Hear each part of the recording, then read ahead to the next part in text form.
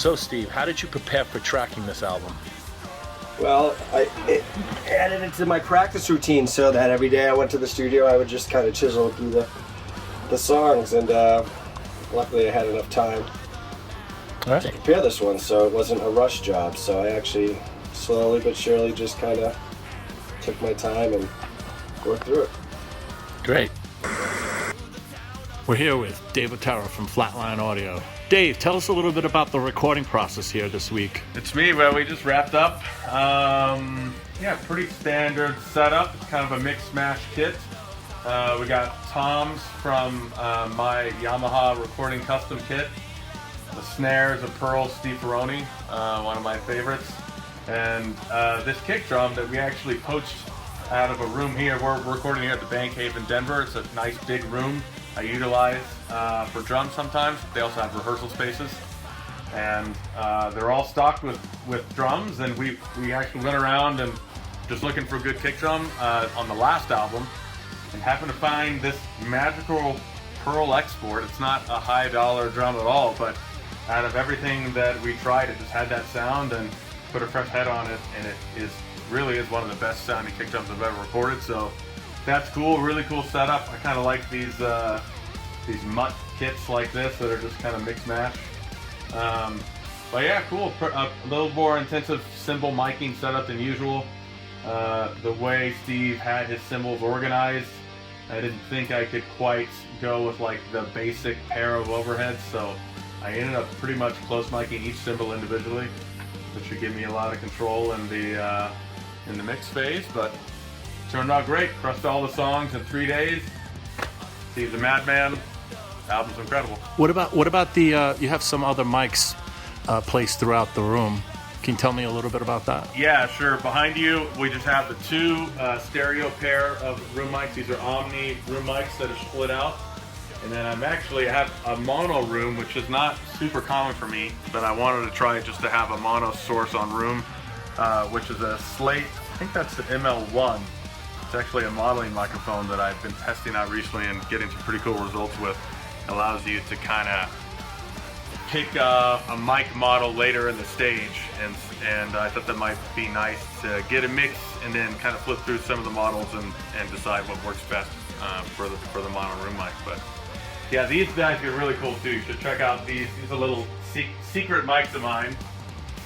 These are Rode NT6s, and they're just absolutely tiny microphones. And I use these little arms. They're called friction arms. They're actually more commonly used in videography, but it's like the tiniest mic, and they actually separate the capsule portion here with the body that contains some of the electronics and the pads and filters into separate things, which allows you to just use this tiny thin Kevlar cable and get a little small mic in a place that's real difficult to get a full-size mic in. So I have one of those on each splash.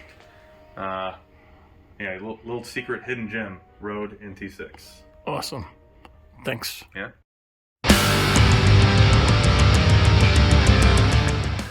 In the beginning, well, we have MJ, who came up with the initial idea as far as the time frame that this record would actually begin. With the conclusion of the events from the last record, where KK Foster dies, some way, somehow, something has to bring him back. I'm not going to go into the details of that at this time, because that's something that you all would have to learn, in the future. But I can tell you that the chain of events really covers everything within the time frame of the 80s. Okay, very dark and gritty and gloomy part of New York City in the early 80s. And the whole concept revolves around the title of the record, which is called Fear City. And Fear City really is one of the many nicknames that have been penned to New York City back at that time. New York had a very high crime rate, very high drugs. There was meth, cocaine, all these different crazy drugs, prostitution, graffiti, trash, garbage, all over the place. And the streets of New York at that time period was very, very dangerous, especially at night. At that time, in the late 70s, early 80s, you had the mayor released a bulletin, and it was called Welcome to Fear City. And Welcome to Fear City was just a notification for all the tourists that would come to New York what they should not do, okay, if they wanted to live. So the basic concept of this album is what KK has to do to live, to survive in this new time frame, in this new era. So KK is a magical, otherworldly, supernatural figure, and luckily we can do whatever we'd like to do with that. So my thought was, why not have KK return from the grave or the beyond or wherever it is that he landed after our last record and bring him back into the 1980s. Obviously we're all a bunch of 80s fans, whether it be horror movies or all of our metal influences and just musical pop culture, you know, we're all a bunch of 80s guys. So was it going to be Remsen, his trusty sidekick slash servant slash coach driver slash stylist, that was going to facilitate his return to the future, return to the future, back to the future? I don't know, maybe that time travel is always very confusing. 2020 was a really busy year. We recorded the latest Them album, Return to Hammersmore, and immediately after that my other band Septagon also started with the recording sessions for the third record. Around the time when Return to Hammersmore was released in late October and we did all the interviews and stuff, we were also in the final mixing stages with the Septagon album. Of course, I also have my daily job, so that was pretty stressy. When everything was finished in late November, I really felt exhausted. I decided to not write any songs in the next couple of months and I just wanted to relax. So when Troy hooked me up and asked me if I had any plans for a fourth record, I said something like, yeah, well, no. Then he told me that MJ came up with the idea that the new album could take place in the 80s. I was like, well, that sounds interesting. And all of a sudden, ideas were popping up in my head. Not really songs, but I would say certain sounds, atmospheres, just fragments. The thing is, as soon as there is something like a vision, I have to start working with what I have in mind. I'm immediately in my so-called album mode. So at one point I felt super stressed and tired, and about a week later I was just extremely motivated, took my guitar, started with the first song. So the couple of months were probably just 2 weeks or so. Things happen. How many songs did you track on this album? 13. 13. What was your most challenging one to track? So far, because we still got 2 left, I would say that, what was the doozy? Crossing of Hellgate. Big 9-minute epic.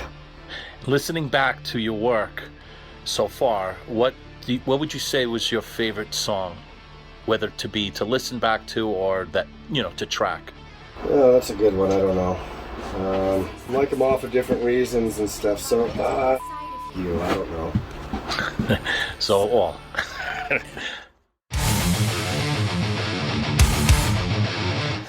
So the first track that opens up Fear City is our intro, and we call it Excito.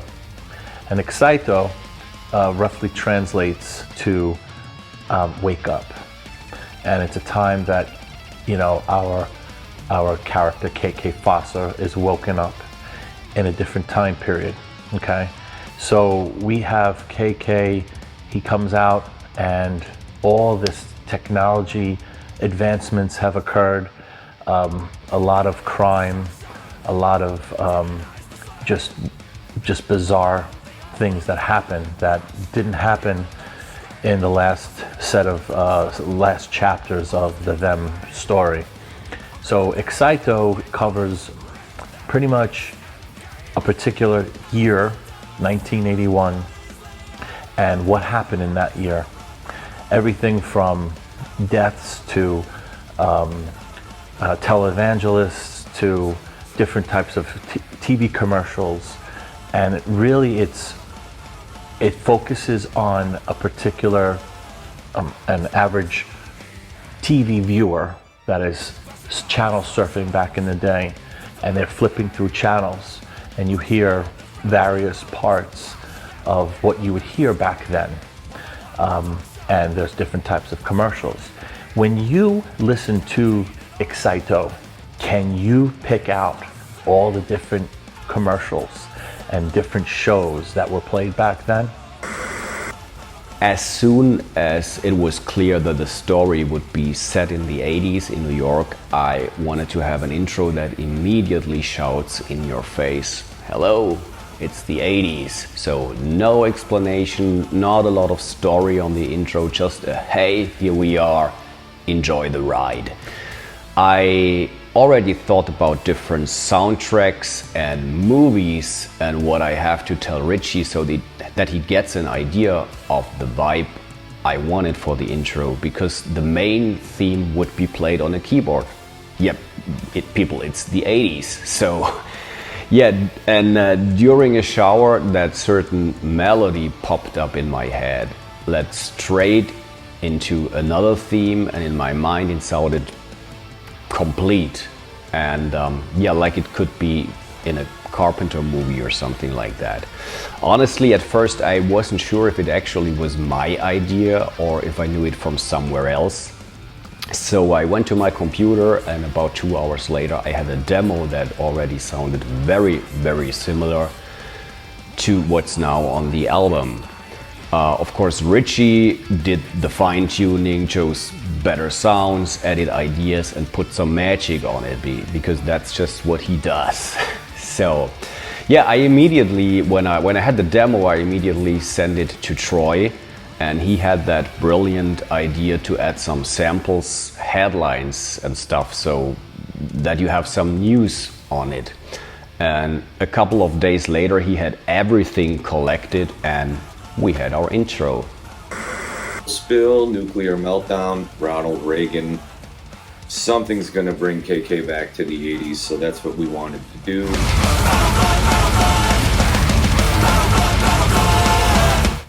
We like surprises, but I think the people who like what we do expect a fast and furious opener. So who are we to disappoint our people? Fast and furious it is.